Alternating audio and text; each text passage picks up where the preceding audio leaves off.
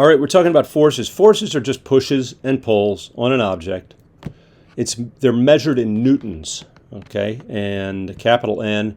And a newton is 1 kilogram meter per second squared. It's a compound unit, so we don't have to say kilogram meter per second squared every time. Strongly advise that you know that, so you can substitute. Into units, particularly in multiple choice problems. It's nice to be able to simplify those things.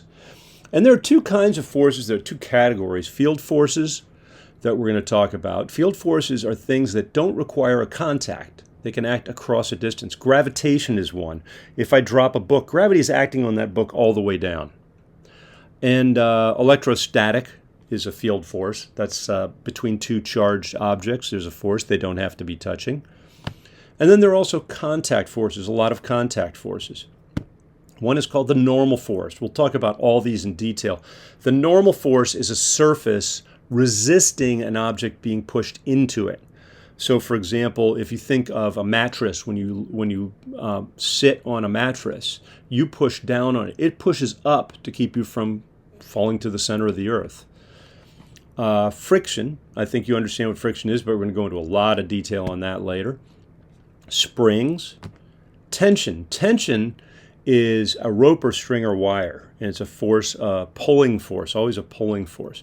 So what's interesting about these field forces and contact forces is to figure out what forces are acting on an object. It's really easy when we say, okay, let's figure out what field forces are acting on there first.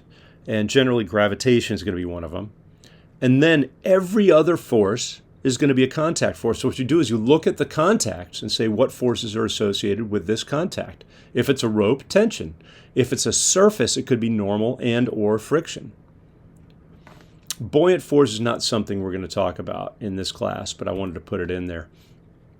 So contact force is the normal force. If we think of, again, I think of it as a mattress, but you can think of atoms all kind of joined together by springs. When you put something on there, that thing is going to compress. And as it compresses, it will apply a force back in the other direction. If you put your hand on a mattress and push a little bit, you feel a force back. If you push harder, eventually that force pushes back harder. So that normal force is always, always perpendicular to the surface. Even on a table or a floor, at the atomic level, molecular level, there is compression and then there is this pushing back. Okay, so a book lying on a table has a force on it pushing up. It also has gravitation. We talked about the field force. Friction is opposite the direction of motion of an object sliding on a surface, or opposite the direction it would move if it were moving, because we have a type of friction called static that's not moving friction. So if you think of two surfaces, that blue object and the red surface, if you think at the molecular level, there's an attraction between very close molecules. And so these bonds, it takes something to break those bonds. So if I try to move the object, if the object is sliding to the right, there's going to be a force backward as those springs stretch, those molecular springs. Okay, if you pull hard, if the object is moving fast enough, I shouldn't say that. If the object is moving, it will set up and break those springs as it goes. We'll talk much more about that.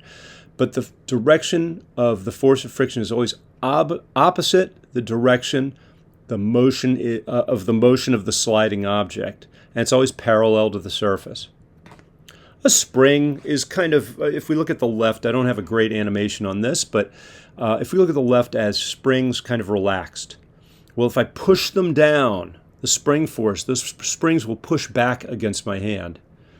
And they'll also push down on that lower surface. And if I pull up on the springs, they will pull back. So they want to get back to that relaxed or equilibrium place. So springs always push directly along the direction of the spring, or pull, push or pull. Tension, you can think of a rope as a bunch of springs. Now you can't compress it, but you can stretch it. You can't compress a rope really. So tension is always a pulling force. It's never a pushing force because we don't compress the rope, we stretch the rope. And weight, this is the one that's in almost every, what we call free body diagram. Almost every object has the weight, the force due to gravity on it. And it's important to understand the difference between weight and mass. Mass is a measure of how hard it is to accelerate an object, to change its motion. That's measured in kilograms. It's kind of how much stuff there is. So if we look at the space shuttle, let's pretend it's far away from any planet. It would still be really hard to accelerate, right? If it's floating out in space, for you to try to get that thing to move, it'd still be really hard to move. But there's no weight because it's not being attracted to a planet nearby. Now below the space shuttle on Earth, it's also heavy.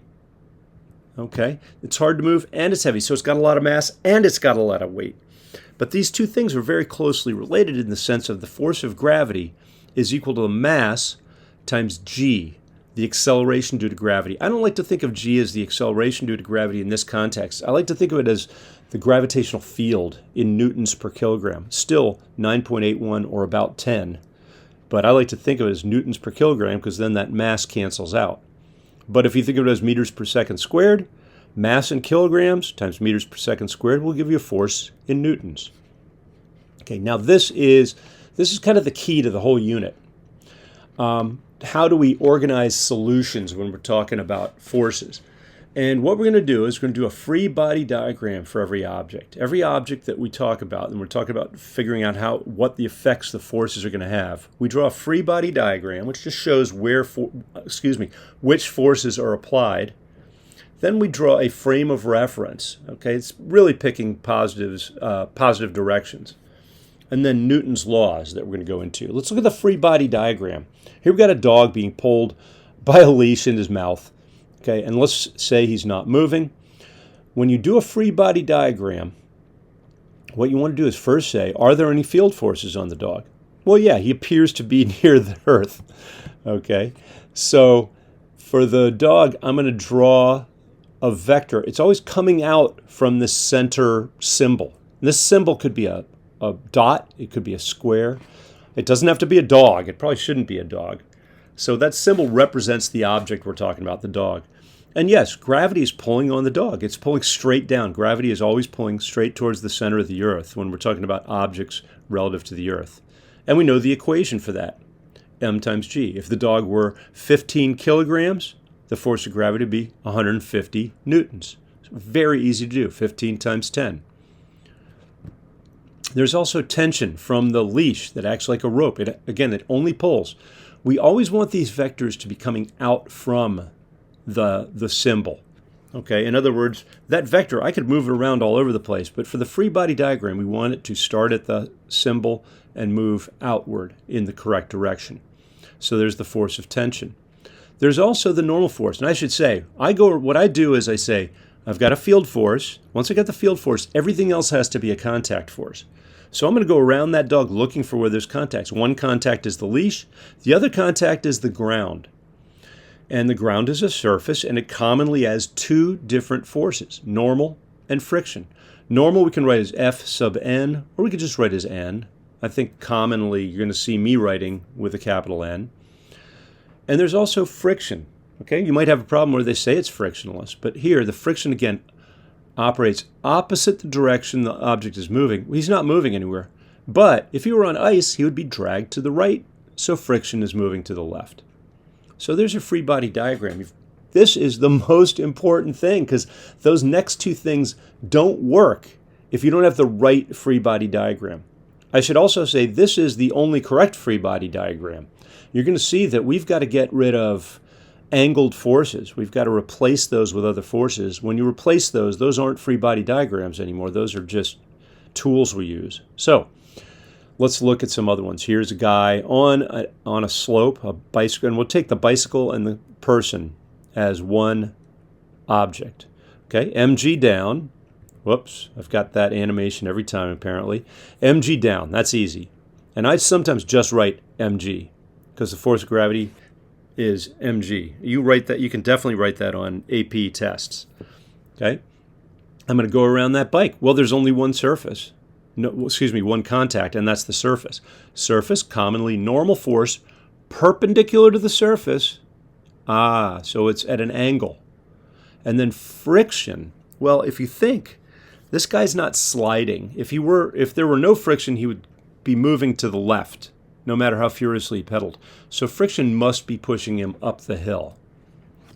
So that's our free body diagram. No other forces.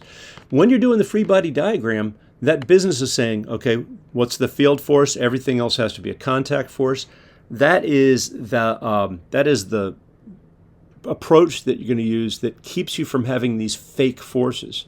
For example, a ball that was thrown and it's traveling through the air, the only force on it is gravity. There's no contacts.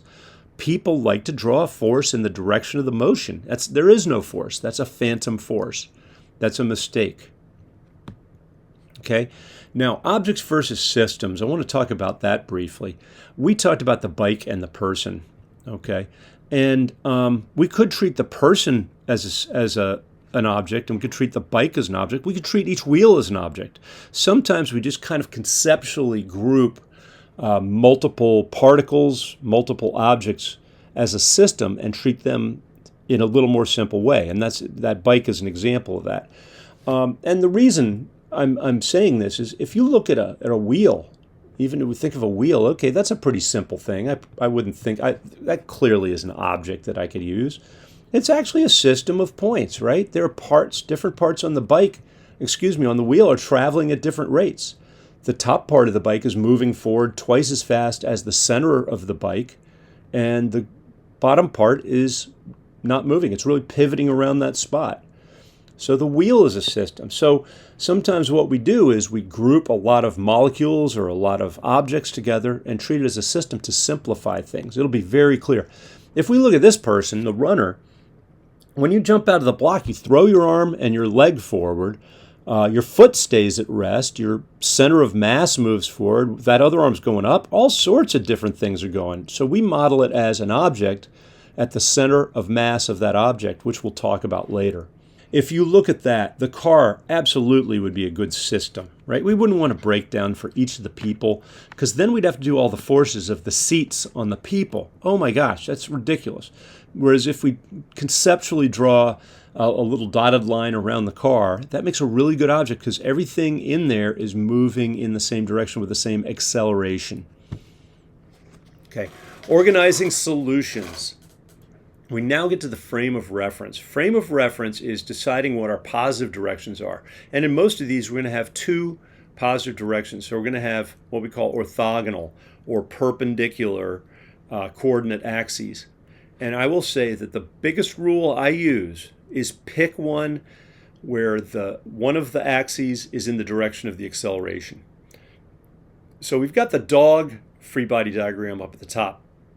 Well, it's actually not accelerating anywhere, so we could pick anything for our coordinate axes, but it's probably most convenient, since most of these things are up and down or left and right, to pick it like that. Pick those as the two positive directions. Now, the bike was accelerating up the hill, I assume, if he's pedaling and trying to move up.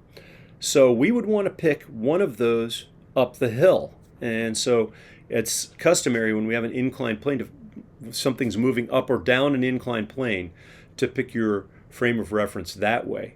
And that's kind of interesting. The normal force and the force of friction line up really well with those coordinate axes.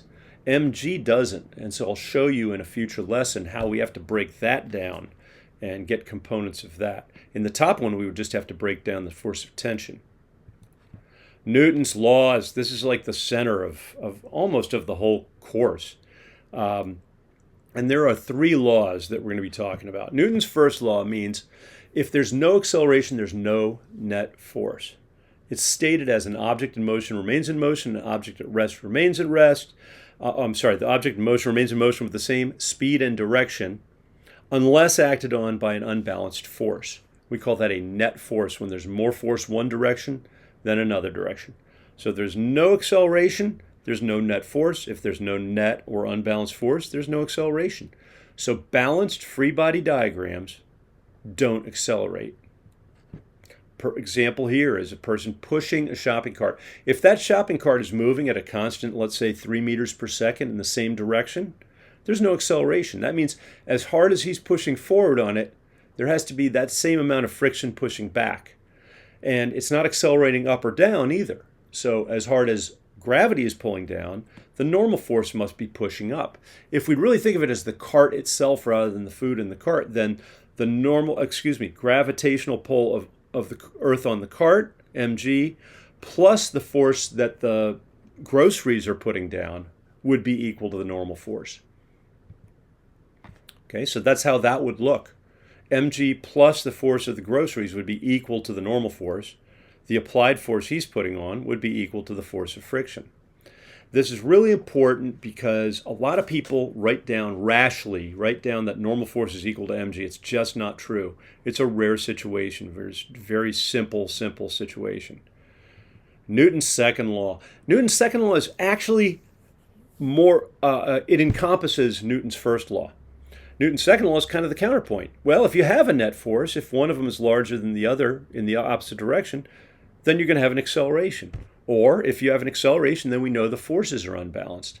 This is the way we write this in AP Physics. Sum of forces, that's sigma, sum of forces equals ma. And I should have vector notation.